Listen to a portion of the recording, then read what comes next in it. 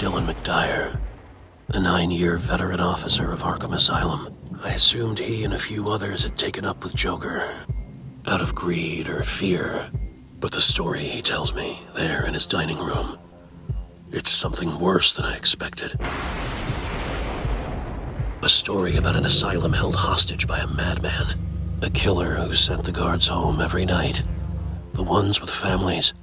Forced them to pretend everything was fine. To pretend that the asylum was business as usual, while the whole time, day by day, the inside was being transformed. Transformed into what exactly? McDyer wasn't sure. No one was, he said. But he saw glimpses down the hall. Saw miles of current brought in. Generators and cable. Mortar and spackle and paint. He heard the screaming too. Saw bloody towels come down the hall in a wheelbarrow. Heard bodies going down the incinerator chute. The metallic bang, bang, bang, and then the thud. The smoke and smell.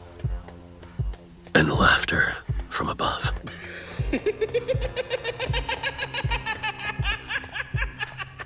Always the laughter. Whatever he was changing it into, McDyer said to me, he said, "It was for you, Batman."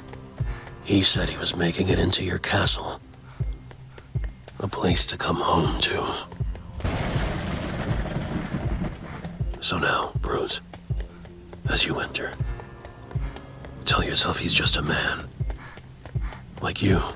Tell yourself he has flesh that can be ripped, bones that can be shattered, that he needs to breathe, to sleep, to eat. Come on, prove it to yourself. Stare back at him, into those damn eyes. Stare into them until he flinches. Until you see them work like human eyes. Until you see the pupils change.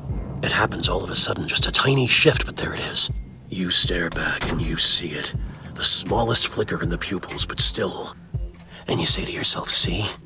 Beneath it all, he's just what you thought he was. A man. And ignore the fact that what you saw those tiny pupils do was expand. Expand for you after you stared back long enough. Ignore the fact that what you saw those black pupils expand with was love.